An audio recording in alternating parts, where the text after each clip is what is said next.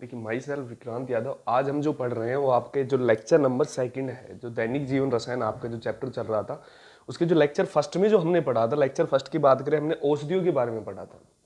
Lecture second में जो बात करें, आपका एक दूसरा टॉपिक था जो हमने एक चार्ट बनाया था, उसमें औषधि की अगर बात करें, साइड में एक टॉपिक और भी देखा होगा, खाद्य में रसायन।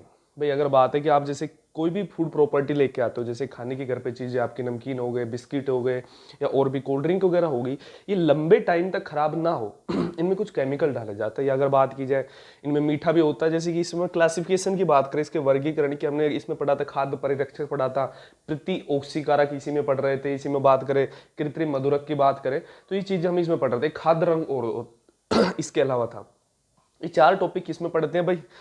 खाद्य में रसायन। जो पहला टॉपिक है आपका खाद्य परिरक्षक। खाद्य परिरक्षक क्या होता है कि अगर एक फूड की क्वालिटी होती है, भाई कोई भी अगर फूड जो आपका घर पे जो खाने की चीजें लाते हो लंबे टाइम तक खराब ना हो, जिनके लिए जो केमिकल डाले जाते हैं उन्हीं को क्या बोलते हैं भाई? जो रसायन डाले जाते हैं उनको क्या कहते हैं? खाद्य परिरक्षक बोला जाता है। क्लियर है भाई? अब खाद्य परिरक्षक की कुछ क्वालिटी होती है कि भाई इसकी कि एक लंबे टाइम तक इसकी प्रॉपर्टी होनी चाहिए। कोई ऐसा खाद्य परिरक्षक डाले जो लंबे टाइम तक उसे खराब ना होने दो, ये उसके कुछ एक विशिष्ट गुण होते हैं तो उसके मेन चीज है कि उसके एग्जाम्पल, खाद्य परिरक्षक के कुछ एग्जाम्पल होते हैं जो आपके मार्केट में चीजें आपको मिल रही होती है भाई, ये केमिकल्स के रूप में जो आप खाद्य में डालते हो ताकि वो लंबे टाइम तक खराब ना हो। जैसे कि पहला आपका एक एग्जाम्पल है भाई, सोडियम बेंजोएट। सोडियम बेंजोएट एक खाद्य परिरक्षक है जो खाद्य को, कोई भी खाने के सामान को, उसको खराब होने से बचाता है। ये डाला किस में जाता है? ये अचार में डाला जाता है, मुरब्बे में डाला डाला जाता है, जेली इत्यादि में डालते हैं। क्लियर है भाई? अगर अब जैसे कि अचार आपका लंबे टाइम तक आपको पता रखा रहता है, तो उन चीजों को खराब होने के बचाने के लिए इसमें क्या डाला जाता है भाई? कुछ मात्रा में सोडियम बेंजोएट डाला जाता है। क्लियर है? सेकंड है, जैसे सेकंड एग्जांपल है आपका खाद्य परिरक्षक का सोरबेट। सोरबेट क्या होता है? सोरबेट डाला जाता है पनीर में। अगर बात करें आपके दूध से बनी हुई जो भी उत्पाद होते हैं उन चीजों में डाला जाता है आपका, कौन डाला जाता है? सोरबेट। ये एक ऐसा केमिकल है जो उसको लंबे समय तक खराब नहीं होने देता है, सड़ने नहीं देता, उसमें कुछ जो सूक्ष्म जीवाणु पैदा नहीं होने देता है। क्लियर है? उसके बाद एक प्रोपिनेट प्रोपियोनेट है। प्रोपियोनेट भी क्या काम आता है? जैसे आपके बिस्कुट, जो बेकरी से रिलेटेड आपके प्रोडक्ट है, बेकरी जो होती है उसमें बिस्किट होते हैं, बहुत सारे केक वगैरह होते हैं, नमकीन वगैरह प्रोडक्ट है, उनमें डाला जाता है प्रोपियोनेट ताकि वो खराब ना हो। क्लियर है? एक होता है पैराबिन्स, ये भी एक खाद्य परिरक्षक है जो डाला जाता है टमाटर की जो आपकी सॉस आती है, जो बहुत ज्यादा खाते हो आप, और चटनी इत्यादि में डाला जाता है। क्लियर है भाई? उसके अलावा अगर मैं बात करूं, एक चीज और है, पोटेशियम मेटाबाइसल्फाइड। ये भी एक खाद्य परिरक्षक है। इसका यूज कैसे करते हैं? जैसे किसी खाने की चीज में या कैसे उसको डालते हैं, तो ये काम क्या करता है? जो पोटेशियम मेटाबाइसल्फाइड है, ये टूट जाता है पोटेशियम सल्फाइड में, टूट जाता है। टूटने के साथ साथ एक जो गैस निकलती है भाई, ये फूड के लिए केमिकल इतना हार्मफुल नहीं होता। जो एक गैस है, ये गैस अपना काम करती है। गैस क्या काम करती है कि जैसे कि आपके जो फल है या अगर उनमें कोई चीज़ आपके मांस या मछली वगैरह, उनको बचाती है, उनको अगर बात है लंबे टाइम तक खराब ना हो, ये गैस परिरक्षक का काम करती है। परिरक्षक मतलब उसको खराब होने से बचाती है एक चीज और है, लास्ट है आपका SO2 Cl2 गैस है। ये भी दोनों गैस भी किसका काम करती है? खाद्य परिरक्षक का काम करती है। मतलब जैसे कि आपके कटे फल होते हैं, मांस मछली इत्यादि, इनको एक लंबे टाइम तक ये खराब ना हो, इसलिए इन गैसों को वहां पे एरिया में छोड़ा जाता है। तो ये किसका काम कर रही होती है भाई? खाद्य परिरक्षक का काम कर रही होती है। क्लियर है? तो ये पहला हमने कौन सा पढ़ा भाई? अगर बात है खाद्य में रसायन। जैसे अब दूसरा पढ़ने वाले हैं कृत्रिम मधुरक। देखिए क्या होता है उसके बारे में हम। ये भाई पहला जो आपने पढ़ा खाद्य परिरक्षक, और अगर बात करें सेकंड कौन सा आ गया भाई? कृत्रिम मधुकर्मक बोलते हैं, कृत्रिम मधुरक बोलते हैं कृत्रिम मधुरक क्या होते हैं देखना, इसको समझना भाई। जो डायबिटीज पेशेंट होते हैं उनको क्या होता है कि शुगर को जैसे ही वो खाते हैं तो डाइजेस्ट हो जाती है, और वो जो शुगर इंक्लूड होती है ब्लड में हो जाती है, वो किसके कारण होती है? Insulin hormone. आपने देखा होगा डायबिटीज या शुगर के जो पेशेंट होते हैं वो कोई भी मीठा नहीं खाते। मीठा खाते ही वो कहते हैं बॉडी में वो जो शुगर होती है वो डाइजेस्ट होती है, मतलब पाचन हो जाता है उसका। लेकिन जो कृत्रिम मधुकर्मक या कृत्रिम मधुरक जिन्हें बोलते हैं, ये चीजें क्या बॉडी में डाइजेस्ट नहीं होती। जिनको मीठा खाने की तलब हो और उन्हें ये भी लगे कि उससे कोई इफेक्ट ना हो, तो कृत्रिम मधुरक एक ऐसी चीज है जो बॉडी में डाइजेस्ट नहीं होते लेकिन लगते स्वाद में मीठे होते हैं। ये किसी न यूरिन के थ्रू या किसी भी तरीके से शरीर से बाहर निकल जाते हैं, लेकिन बॉडी में इनका कोई भी पाचन नहीं होता है। जैसे कुछ एक इंपॉर्टेंट एग्जांपल है, जैसे मोस्टली अगर बात करें सैकरिन और सुक्रालोज, सबसे ज्यादा यूज में आने वाले अगर बात की जाए जो कृत्रिम मधुकर्मक है, क्यों ये सबसे ज्यादा यूज में आते हैं वो भी पढ़ेंगे। जैसे बात करें सैकरिन जो होता है, वास्तव में जो होता है वो होता है ऑर्थोबेंजीन सल्फेनिमाइड होता है। ये अगर बात है, ये इसकी स्ट्रक्चर होती है बेंजीन के साथ C डबल बॉन्ड O और एक सल्फर के साथ SO2, साथ में एक NH ग्रुप लगा होता है। इसको बोलते हैं ऑर्थोबेंजीन सल्फेनिमाइड, जिसको सैकरिन बोलते हैं। इसका रासायनिक नाम है, इसका सामान्य नाम है सैकरिन। ये इससे हमने रिएक्शन कराने की जरूरत क्यों पड़ती है? जो ये वास्तव में जो सैकरिन होता है ये जल में एवलेसिल होता है, जल में घुलता ही नहीं है, लेकिन इसे जल में अब आपको जो यूज में आ रहा होता है मार्केट में, जल में घुलनशील होता है। उसको घुलनशील बनाने के लिए हम करते क्या है, उसको सोडियम हाइड्रोक्साइड मतलब NaOH के साथ ट्रीट करते हैं, उसके साथ उपचारित किया जाता है, उसके साथ रिएक्ट कराते हैं। तो वहां से आपने देखना, यहाँ से एक तो H+, यहाँ से OH- H2 बाहर हो जाता है, और वहां से H की जगह क्या वहां पे Na+ जुड़ जाता है, नाइट्रोजन पर नेगेटिव, सोडियम पर एक आयनिक नॉर्मल फॉर्म में। इसी को क्या बोलते हैं, सैकरिन का सोडियम लवण। अब जो ये सोडियम लवण जो बनता है ये सैकरिन का, ये जल में घुलनशील होता है। जो मार्केट में आपको अवेलेबल होता है वो सोडियम साल्ट के रूप में होता है, सोडियम लवण के रूप में होता है। क्लियर है? सबसे ज्यादा अगर बात है कृत्रिम मधुकर्मक या अगर आर्टिफिशियल स्वीटनर की बात करूं, सबसे ज्यादा जो यूज आता है वो इसी का ही है। सबसे इंपॉर्टेंट अगर बात की जाए, सबसे ज्यादा इंपॉर्टेंट ही होता है। उसके बाद एक सुक्रालोज है। एक चीज और पढ़ रहे थे कि जो सैकरिन होती है आपकी, जो सुक्रोज से 600 गुना अधिक मीठी होती है। सुक्रोज आपकी जो चीनी होती है, जो किससे मिलती है भाई, अगर चुकंदर की बात करें, गन्ने के रंग से क्या मिलती है, सुक्रोज मिलती है, जिससे आपकी चीनी बन रही होती है। अगर बात करें शक्कर से भी 600 गुना अधिक मीठी होती है सैकरिन, और बॉडी में डाइजेस्ट भी नहीं होती। तो इससे क्या, कुछ पेय पदार्थों में या खाने की चीजों में इसका यूज किया जाता है जो डायबिटीज पेशेंट के लिए। क्लियर है भाई? ऐसे ही सुक्रालोज है, सुक्रालोज भी जो सुक्रोज से, या बात करूं मैं शक्कर से, अगर आपको सुक्रोज यहाँ पे समझ में नहीं आता है कि आपका जैवाणु चैप्टर है उसमें पढ़ेंगे, सुक्रोज, माल्टोज, ग्लूकोज सारी चीजें आने भी वाली हैं, लेकिन फिर भी अगर सुक्रोज वास्तव में क्या होता है, शक्कर बनती है इससे। ये भी लिख सकते हो, शक्कर से 600 गुना अधिक मीठा। क्लियर है भाई? जो सुक्रालोज होता है ये भी 600 गुना अधिक मीठा होता है, खाने के ताप पर स्थायी होता है। अब बात स्थायी क्यों होता है, एक चीज ये पहले पढ़ेंगे फिर इसको समझ आएंगे। एस्पार्टम भी एक तीसरा क्या है, कृत्रिम मधुकर्मक है। इसका जो अगर बात है, ये सुक्रोज से 100 गुना अधिक मीठा होता है, लेकिन इसकी कुछ एक स्थिति क्या होती है, ये केवल ठंडे खाद्य पदार्थों में ही उपयोगी होता है। अगर इन्हें गर्म, थोड़ा सा भी अगर बात है गर्म खाने में इसे डालते हैं, डालने के बाद क्या है, विघटित हो जाता है, छोटे अणुओं में टूट जाता है। विघटित मतलब शरीर में अब इसका पाचन हो जाएगा। अगर गर्म खाने के रूप में हम इसे खाएंगे तो इस बॉडी में जाके विघटित हो जाएगा, अपघटित हो जाएगा, कुछ बात करें एनर्जी के अणुओं में टूट जाएगा। भाई शुगर अगर हम खाते हैं तो अगर हमारी बॉडी में डाइजेस्ट हो जाती है, जैसे गर्म खाद्य पदार्थों के रूप में खाएंगे तो डाइजेस्ट हो जाएगा, लेकिन ठंडे पेय पदार्थों में डाइजेस्ट नहीं होता है। तो इसलिए अगर बात है, जो एस्पार्टम है जो अधिक ताप पर स्थायी नहीं होता है, लेकिन बात करें जो सुक्रालोज है खाने के ताप पर स्थायी होता है। गर्म खाना हो चाहे कैसा भी खाना हो, या इजीली डिकम्पोज नहीं होता, बॉडी में डाइजेस्ट नहीं होता, शरीर के बाहर निकल जाता है अपना काम करके। लेकिन एस्पार्टम अगर गर्म ताप पे अगर खाओगे तो बॉडी में डाइजेस्ट हो जाएगा, जो कि डायबिटीज पेशेंट के लिए अगर बात हो कैसा रहेगा, हानिकारक रहेगा। लेकिन बात करूं एलिटिम, एलिटिम सुक्रोज से 200 गुना अधिक मीठा होता है। या बात करें शक्कर से, सॉरी 2000 गुना, शक्कर से भी जो आपकी चीनी होती है उससे भी 2000 गुना अधिक मीठा होता है। अब इसका क्या है कि इसको कृत्रिम मधुरक के रूप में कम उपयोग में लेते हैं। क्यों कम उपयोग में लिया जाता है? इसका उपयोग कृत्रिम मधुरक के रूप में नहीं होता है क्योंकि इसकी मिठास को नियंत्रित करना कठिन होता है। इतनी अधिक मिठास होती है कि इसको कंट्रोल करना ही मुश्किल होता है, तो इसलिए इसका कृत्रिम मधुरक के रूप में उपयोग नहीं किया जाता। अब यहां से दो सवाल बनते हैं। बात है, एक तो सवाल वो ये भी बना सकता है कृत्रिम मधुरक क्या होते हैं, कोई एग्जाम्पल लिखिए उनके। क्लियर है पहला सवाल? दूसरा सवाल क्या बनेगा कि जो एस्पार्टम होता है वो केवल ठंडे खाद्य पदार्थों में ही क्यों उसका उपयोग किया जाता है? या इसको ये भी कह सकता है कि एस्पार्टम का जो आपका कृत्रिम मधुरक है वो गर्म खाने में उसका उपयोग क्यों नहीं करते हैं? ये तीन सवाल यहीं से अगर बन रहे हैं तो क्यों नहीं करते हैं, तो आपका आंसर क्या होगा कि जो एस्पार्टम होता है जो नॉर्मल ताप पर क्या हो जाता है भाई, सामान्य ताप पर विघटित हो जाता है, इसलिए उसको किसके रूप में यूज नहीं करते भाई, कृत्रिम मधुकर्मक के रूप में यूज नहीं करते हैं। एक क्वेश्चन अगर बात है एलिटेम से बनता है कि इसको अगर बात है डायबिटीज या शुगर के जो उपचारित या पेशेंट है उनको एलिटेम या कृत्रिम मधुरक के रूप में क्यों नहीं दिया जाता? तो ये क्या करता है कि भाई ये क्या शुगर की जो मिठास को कंट्रोल नहीं कर पाता, इसलिए किसका यूज नहीं करते हम, एलिटेम का नहीं करते हैं। क्लियर है? ये अभी आपने कौन सी चीजें पढ़ी भाई, कृत्रिम मधुरक जो कि अगर किसका पार्ट है भाई, खाद्य में रसायन। अगर बात है पहला तो आपने खाद्य परिरक्षक पढ़ा, दूसरा कृत्रिम मधुकर्मक। अब कौन से बच गए? एक तो खाद्य रंग बच गया और एक प्रति ऑक्सीकारक। देखिए वो क्या होते हैं उसके बारे में मैं अब देखिए भाई, ये आपका थर्ड नंबर पे रहा प्रति ऑक्सीकारक। इससे पहले आपने जो कृत्रिम मधुरक के बाद कौन सी टर्म्स पढ़ रहे, प्रति ऑक्सीकारक, और फोर्थ नंबर पे क्या आपका खाद्य रंग है।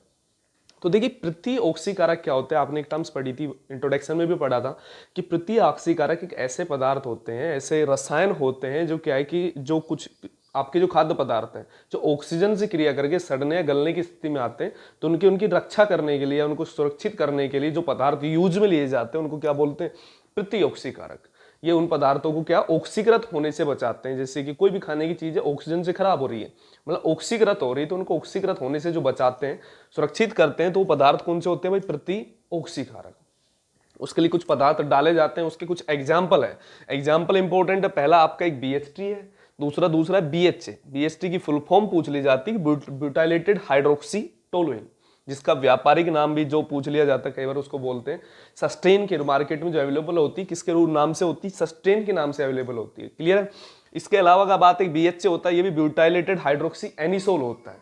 तीसरा एक एग्जांपल 3,4,5 ट्राई हाइड्रोक्सी बेंजोइट। इसका दूसरा नाम जो व्यापारिक नाम या मार्केट में जो यूज हो रहा था उसको प्रोपिल गैलेट बोलते हैं।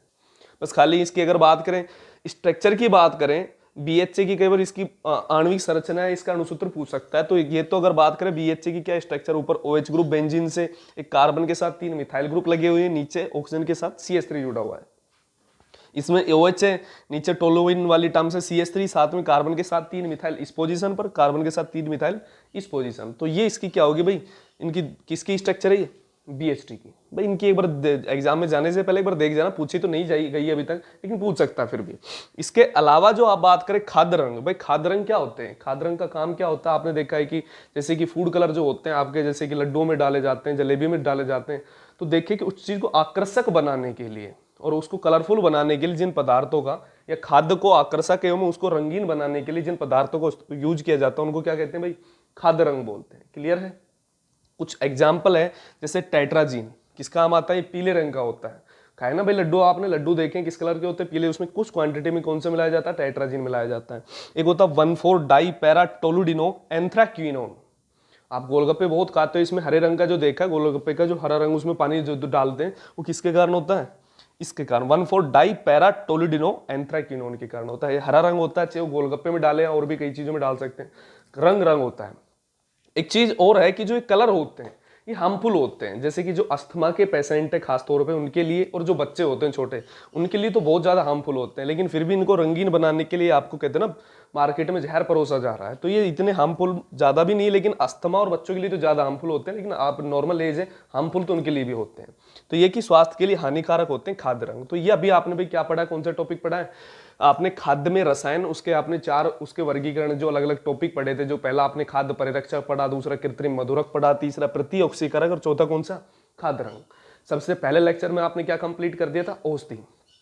क्लियर है भाई? आपके 2 टॉपिक कंप्लीट हो चुके हैं, एक तो आपकी औषधि कंप्लीट हो चुकी है, दूसरा खाद्य में रसायन। अब पढ़ते हैं तीसरा टॉपिक। तीसरा टॉपिक आपने पढ़ा रॉकेट प्रणोदक। देखिए क्या होता है उसको भी। देखिए भाई ये आपकी थर्ड प्रॉपर्टी है रॉकेट प्रणोदक। देखिए रॉकेट प्रणोदक एज अगर बात आपने इंट्रोडक्शन में भी पढ़ा था, जो रॉकेट प्रणोदक क्या होते हैं कि जो आपके सैटेलाइट वगैरह होती है, उपग्रह वगैरह होते हैं, जो लॉन्च करते हैं, तो लॉन्च करने में जो ईंधन की आवश्यकता होती है, तो उनमें जो पदार्थ डाले जाते हैं जो रासायनिक रूप से, जैसे कि आप एज अपने व्हीकल्स में डालते हो डीजल पेट्रोल, ऐसे सैटेलाइट में जो ईंधन का उपयोग किया जाता है उनको क्या बोलते हैं भाई? रॉकेट प्रणोदक बोलते हैं। क्लियर है? कई बार इनकी विशेषता पूछ ली जाती है कि कुछ रॉकेट एक अच्छे गुण कौन से होने चाहिए, तो उनकी क्वालिटी होती है कि जो रॉकेट प्रणोदक होना चाहिए वो ठोस अवस्था तथा द्रव अवस्था वाला होना चाहिए। क्योंकि अगर ठोस और द्रव होता तो आपको पता उसको स्टोरेज करने में आसानी होती है, क्योंकि गैस के स्टोरेज में बहुत दिक्कत होती है, उनको प्रेशर से भरा जाता है और सावधानियां भी बहुत ज़्यादा बरतनी पड़ती है। तो इसलिए अगर बात है कि जो एक अच्छा प्रणोदक होना चाहिए वो कैसा होना चाहिए? ठोस होना चाहिए या द्रव होना चाहिए। दूसरी चीज़ कि भाई ऐसा प्रणोदक होना चाहिए जो अवक्षेप ना छोड़ता हो, ऐसे जैसे कि पीछे राख या धुआं वगैरह नहीं छोड़ना चाहिए, एक अच्छे रॉकेट प्रणोदक के गुण। तीसरी की उनकी अगर बात है उनकी क्रियाशीलता अधिक होनी चाहिए। कई क्वालिटी ऐसे, बहुत सी क्वालिटी ऐसी होती है कि रॉकेट प्रणोदक एक अच्छे है, तो ये पूछ सकता है 2 से 3 क्वालिटी आप एग्जाम में दे सकते हैं कि भाई अवशेष ना छोड़ता हो पीछे, जैसे कि धुआं या राख वगैरह। दूसरी चीज की जो ठोस और द्रव अवस्था में होना चाहिए जो रॉकेट प्रणोदक, ताकि उन्हें स्टोरेज अच्छे से कर सकें।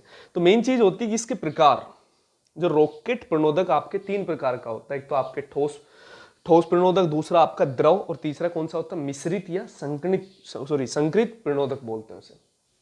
क्लियर है? अब देखना केस क्या होता है कि जो ठोस प्रणोदक होता है, जो इंडिया में सबसे ज्यादा यूज हो रहा है ठोस प्रणोदक, इसकी कमी क्या है कि जो ठोस प्रणोदक होते हैं कि एक बार इन्हें जला दिया जाए, एक बार चालू कर दिया जाए इंजन, तो इसके ऊपर रोकना मुश्किल होता है। कि जैसे कि आपने पटाखे देखे, एक बार उसमें जो बारूद होती है, एक बार उनको अगर आग लगा दी जाए तो उनको कंट्रोल नहीं कर सकते। लेकिन लिक्विड वाले की एक सबसे अच्छी विशेषता ये होती है कि इन्हें कंट्रोल किया जा सकता है। तो ठोस प्रणोदक मोस्टली इंडिया में तो यही यूज होता है, एक बार रॉकेट एक बार चला दिया तो चला दिया, वो जाके अगले स्पेस में जाके रुकेगा। लेकिन इंडिया में अगर बात है ठोस प्रणोदक होता क्या है, सबसे पहले ठोस प्रणोदक भी दो भागों में बांट दिए जाते हैं। ठोस प्रणोदक इंडिया में जो सबसे ज्यादा यूज हो रहे होते हैं सैटेलाइट एसएलवी वगैरह, एएसएलवी, जो कि हम पढ़ेंगे भी उनकी हिस्ट्री के बारे में कुछ। तो पहले तो होता है एक तो संयुक्त ठोस प्रणोदक और दूसरा होता है द्विक्षारकीय ठोस प्रणोदक। ठोस प्रणोदक भी दो प्रकार के होते हैं, पहला कौन सा भाई, संयुक्त, और दूसरा कौन सा है, द्विक्षारकीय।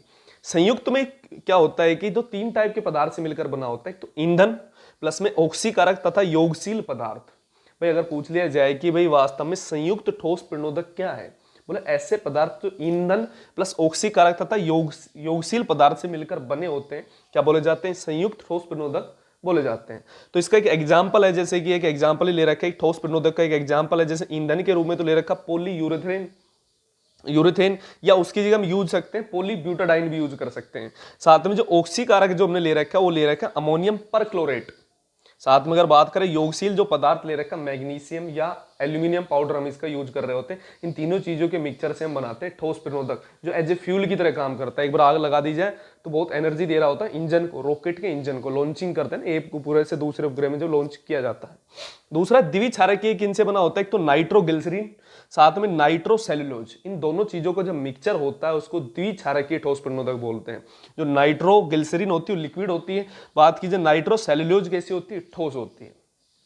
क्लियर है, दोनों जो मिलकर जो बनती है ठोस और द्रव का जो कंबाइन करते हैं तो एक चीज बनती है जेल। ये जेल बनाती है आपस में, जेल बना के जो एक ठोस प्रणोदक की तरह काम कर रही होती है। जेल क्या होती है भी, ठोस आप सॉरी एक विलियन नाम का चैप्टर है आपके सिलेबस में चलता है, उसमें पढ़ेंगे जेल क्या होती है, किन दो चीजों को मिक्सचर को हम जेल बोलते हैं, वो चीजें हम पढ़ेंगे।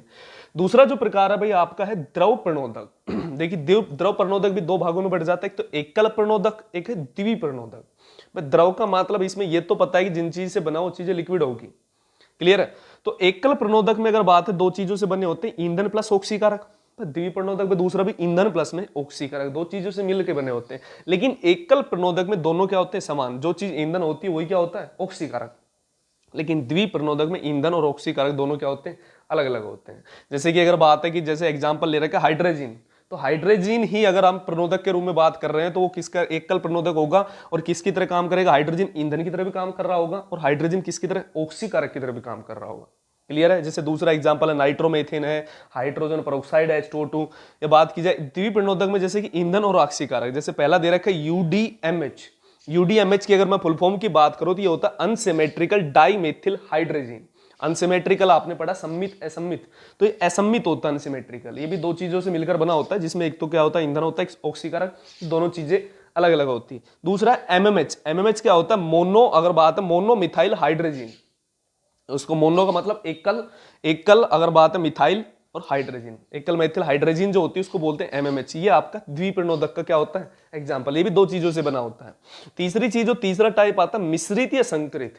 मिश्रित और संकरित में क्या होता है कि जो एक तो ईंधन जो होता है वो तो ठोस होता है और जो ऑक्सीकारक हमेशा कौन सा यूज कर रहे होते हैं, लिक्विड। बस इन दोनों के मिक्सचर से जो अगर बात है कौन सा प्रणोदक बनता है उसी को क्या बोलते हैं, मिश्रित या संकरित प्रणोदक बोलते हैं। एक एग्जाम्पल भी ले रखा है, जो एक्रिलिक रबर होता है वो ठोस कलर का ठोस होता है, जो ईंधन की तरह काम कर रहा होता, तथा साथ में जो नाइट्रोजन की मिश्रित ऑक्साइड है वो काम कर रहे होते किसकी तरह, ऑक्साइड सॉरी ऑक्सीकारक की तरह व्यवहार करते हैं, जो कैसे होते हैं, लिक्विड होते हैं। जो एक्रिलिक रबर कैसा होता है, सॉलिड, जो कि जो नाइट्रोजन के ऑक्साइड कैसे होंगे, लिक्विड में। उन दोनों को मिलकर जो किसका काम कर रहे होंगे, मिश्रित या संकरित प्रणोदक का काम कर रहे होते हैं। क्लियर है, तो ये भाई हमने पढ़ा प्रणोदक के बारे में पढ़ा, इनके यूज क्या है, कैसे इंडिया, अमेरिका या अगर बात है रूस जो देश है, अलग अलग देशों में सैटेलाइट में कौन कौन से यूज किए जाते हैं। क्या अलग से सवाल भी बनता है, अभी तक नहीं बना है, as a general knowledge type का क्वेश्चन है। कई बार अगर पेपर को टफ बनाना हो तो सवाल दे भी सकता है। तो देखिए क्या होता है उसके बारे में हम थोड़ा रीड कर लेते हैं, उसको भी एक। देखिए भाई ये रहे कुछ प्रयोग में किए गए कुछ प्रणोदक, जो अगर बात है वर्ल्ड वाइड जो यूज में आए हुए कुछ रॉकेट प्रोपेलेंट या प्रणोदक की बात करें, रॉकेट प्रणोदक है। जैसे कि एक सैटर्न बूस्टर रॉकेट लॉन्च किया था अमेरिका ने, जिसमें सबसे पहले जो यूज किया गया था पहले चरण में अगर बात है फर्स्ट टाइम जो उन्होंने यूज किया तो एज ए फ्यूल, जब ईंधन तो लिया था उसने केरोसिन तेल, साथ में जो अगर बात है ऑक्सीडाइजर जो लिया, ऑक्सीकारक पदार्थ उसने क्या लिया था, द्रव ऑक्सीजन लिया था। दोबारा से लॉन्चिंग टाइम की अगर बात करें तो उन्होंने जो एज ए फ्यूल के रूप में अगर बात करूं, ईंधन के रूप में तो लिया था हाइड्रोजन, लिक्विड हाइड्रोजन। और बात करें ऑक्सीडाइजर, ये बात करें ऑक्सीकारक के रूप में उसने क्या लिया था, द्रव ऑक्सीजन लिया था। उसके बाद एक रूस ने भी एक प्रोटॉन रॉकेट लॉन्च किया, प्रोटॉन नाम का एक रॉकेट था लॉन्च किया, जिसमें अगर बात है ईंधन के रूप में तो उसने क्या लिया था, केरोसिन तेल, साथ में जो ऑक्सीकारक पदार्थ के रूप में उसने लिया द्रव ऑक्सीजन लिया था। क्लियर है। भारत ने भी बहुत सारे अगर बात है सैटेलाइट लॉन्च किए, जिनमें से एक SLV है, एक ASLV है, जिसमें सबसे पहले जो यूज किया गया ठोस प्रणोदक यूज किए जाते थे। इनकी कमी ये रही कि इन्हें एक बार यूज जब करते हैं तो एक बार चलाने के बाद इन्हें बीच में कंट्रोल नहीं किया जा सकता था। तो जो इंडिया जो सबसे ज्यादा यूज करता है वो सॉलिड प्रोपेलेंट या बात करें ठोस प्रणोदक काम में लेता है। उसके बाद जो एक और अंतरिक्ष जो बाद में लॉन्च किया गया PSLV C4, जिसमें यूज किया गया, उसको भी कई चरणों में अगर लॉन्चिंग किया था। पहले चरण में जब लॉन्च किया तो HTPB नाम का उसमें ईंधन फ्यूल यूज किया। जो HTPB की जो अगर बात करें, हाइड्रोक्सी टर्मिनेटेड पॉलीब्यूटाडाइन। क्लियर है। तो HTPB दोबारा भी द्वितीय चरण में जो लिया है, ये फ्यूल और ऑक्सीडाइजर सेम था, लेकिन इसमें जो अगर बात करें HTPB में ये फ्यूल भी लिया और साथ में ऑक्सीडाइजर द्रव नाइट्रोजन N2O4 लिया उसने। ठीक है। उसके बाद जो तीसरे चरण में जो उसने यूज किया, तो MMH आपने पढ़ा है थोड़ी देर पहले कि यहाँ पे मोनो मिथाइल हाइड्रोजन या एकक मेथिल हाइड्रोजन इसे बोलते। साथ में जो ऑक्सीकारक जो लिए उसने तो नाइट्रोजन के मिश्रित ऑक्साइड लिए थे। क्लियर है भाई। तो ये अभी जो आपने पढ़ा रॉकेट प्रोपेलेंट का कुछ हिस्ट्रिकल है, एग्जाम में इससे रिलेटेड वैसे क्वेश्चन दिखते नहीं, पर लेकिन एग्जाम में जाने से पहले एक बार देख जाना, क्योंकि कुछ नया सवाल अगर उसे बनाना होता है तो वो इस नॉलेज के बेसिस पे भी आपसे पूछ रहा होता है। क्लियर है। एक टॉपिक आपका, तीसरा टॉपिक आपका कौन सा कंप्लीट हो गया भाई, रॉकेट प्रणोदक। इसके बाद जो अगला टॉपिक है आपका कीट प्रतिकर्षी, देखना वो क्या होता है उसे भी पढ़ते हैं। देखिए ये रहा भाई आपका नेक्स्ट टॉपिक, कीट प्रतिकर्षी। कीट प्रतिकर्षी क्या होते हैं अगर बात की जाए, वे रासायनिक पदार्थ जो कीट पतंगों को मारने, भगाने या इच्छित स्थान से हटाने के लिए प्रयुक्त किए जाते हैं, क्या कहलाते हैं आपके भाई, कीट प्रतिकर्षी कहलाते हैं। जैसे कि आप नॉर्मली यूज करते हो घर पे, जैसे मच्छर मक्खी को भगाने के लिए घर पे फिनाइल का यूज करते हो। अगर बात की जाए कुछ स्प्रे आती है मच्छरों को भगाने के लिए, जैसे मैं बात करूँ ओडोमास होते हैं मच्छर को, तो बहुत सी ऐसी चीजें हैं जो कीटों को भगाने के लिए यूज की जाती है। घर में कॉकरोच वगैरह हो जाते हैं, मच्छर हो जाते हैं, मक्खी हो जाते हैं, या और भी कई चीजें। जैसे गेहूं में अगर बात है, वो छोटे छोटे क्या लगते हैं ब्लैक कलर के, उनको भगाने के लिए, जैसे गेहूं में आप नीम की पत्ती भी लगाते हैं, तो ये क्या करती है, कीट को भगाने के लिए काम आती है। तो ऐसे पदार्थ जो कीटों को मारने या भगाने या उनको इच्छित स्थान से हटाने के लिए जिनको प्रयोग किया जाता है, उन्हीं को क्या बोलते हैं भाई, कीट प्रतिकर्षी कहा जाता है। ये चीजें क्लियर होगी। तो आपके जो जब पहले संश्लेषित मार्केट इतनी नहीं थी, उस वक्त प्राकृतिक कीट प्रतिकर्षी यूज किए जाते हैं, जैसे कि नीम की पत्ती आज भी यूज की जाती है, गेहूं वगैरह में आप रखते हो, और भी कई चीजों में नीम की पत्ती रखी जाती है, तो जो छोटे छोटे कीटों को मार देती है। तंबाकू की पत्ती होती है, इसकी गंध से कुछ कीट भग जाते हैं, या सल्फर होती है, इनकी गंध जो होती है विशेष गंध होती है, इनकी गंध से जो छोटी मक्खियां वगैरह होती है वो क्या हो जाती है, दूर चली जाती है। संश्लेषित की बात करूं, कुछ आजकल जो संश्लेषित जो कृत्रिम रूप से बनाए जाते हैं, मतलब मार्केट में जो चीजें अवेलेबल होती है, जैसे कि बात करें आप ओडोमास की बात करें, जैसे मच्छर के लिए लगाते हैं, ओडोनिल बाथरूम वगैरह में यूज करते हैं, फिनाइल है, एल्डोसल्फोन है, बेगोन है, फिनिट है, ये कुछ ऐसी चीजें कीट प्रतिकर्षी। जैसे आप फिनाइल की बात करें, फिनाइल किस काम आती है, घर में हम पोंछा वगैरह में लगाते हैं उसमें डाल के, तो उससे क्या मक्खियां वगैरह नहीं आती है। हॉस्पिटल वगैरह में यूज कर रहे होते हैं, टॉयलेट क्लीनर वगैरह में यूज कर रहे होते हैं, तो उनसे क्या मक्खियां कीट दूर भागती है, इसकी गंध कुछ विशेष गंध होती है। तो ये क्या किसके रूप में काम करती है भाई, कीट प्रतिकर्षी के रूप में। इसी कीट प्रतिकर्षी में एक टॉपिक और पढ़ते हैं, फिरोमोन। फिरोमोन एक क्या, एक लैंगिक हार्मोन है अगर बात की जाए, या लैंगिक आकर्षी भी इसको कहा जाता है। होते क्या है फिरोमोन्स की एक लैंग्वेज परिभाषा की बात करें एक बार देखना भाई, वे रसायन जो किसी जीव द्वारा उत्सर्जित होते हैं तथा अपने विपरीत लिंगी को प्रजनन के लिए आकर्षक बनाते हैं। विपरीत लिंगी के मतलब जैसे नर या मादा, आपने देखा है कि किसी भी जीव की दो एक वर्गीकृत किया जाता है, एक तो नर में और एक मादा में। जैसे कि कुछ ऐसे जीव होते हैं जो अपने विपरीत लिंगी जो है, जैसे कोई नर है वो मादा के लिए कुछ पदार्थ का उत्सर्जन करता है, उसकी एक विशेष गंध होती है, उसको प्रजनन के लिए आकर्षण बनाता है। भाई अगर बात की जाए, जैसे कि बात करें आपका जो कस्तूरी मृग होता है, कस्तूरी मृग आपने बात करी, हिरण जो होता है उसकी नर की नाभि, जो नर हिरण होता है उसकी नाभि से एक लिक्विड निकलता है मस्कोन, जिसे कस्तूरी कहते हैं, जो एक विशेष गंध होती है जो मादा को प्रजनन के लिए आकर्षित करता है। क्लियर है। जैसे कि घरेलू मक्खी है, उसमें से भी एक अगर बात है आपका जो बात की जाए फिरोमोन त्यागा जाता है, जिसे क्या बोलते हैं मस्क्योर, जो अगर नर द्वारा त्यागा जाता तो विपरीत मादा के लिए आकर्षित बनाता है। तीसरी चीज है जैसे चीते और बिल्ली में भी एक सिवेटोन नाम का लिक्विड निकलता है, एक पदार्थ निकलता है, उसे क्या बोलते हैं, लैंगिक आकर्षी या फिरोमोन कहते हैं। जैसे कि बात की जाए आपका रेशम के कीट है, उसमें बॉम्बिकोल नाम का लिक्विड निकलता है। क्लियर है। तो ये कुछ एक लैंगिक आकर्षी है। मेन चीज है कि कीट प्रतिकर्षी के रूप में हम इसे क्यों पढ़ रहे हैं। देखिए अगर बात है कुछ ऐसे, इनको अगर हार्मोनी अगर बात है इन फिरोमोन्स को लेकर हम कुछ विशेष स्थान पर रख देते हैं। भाई अगर बात है आपने मक्खी, जैसे अगर घरेलू मक्खी है, इनको आपको इकट्ठा करना है एक जगह पे, भाई आकर्षित कब होगी आपने, जैसे कि नर फिरोमोन ले लिया आपने, उसको एक जगह पर रख दिया, तो उसके विपरीत लिंगी जितनी भी आपकी मक्खियां हैं उस स्थान पर आ जाएंगी, आकर्षित होती, विशेष गंध होती, उस स्थान पर इकट्ठी हो जाएगी, जिन्हें हम नष्ट कर सकते हैं, मार सकते हैं।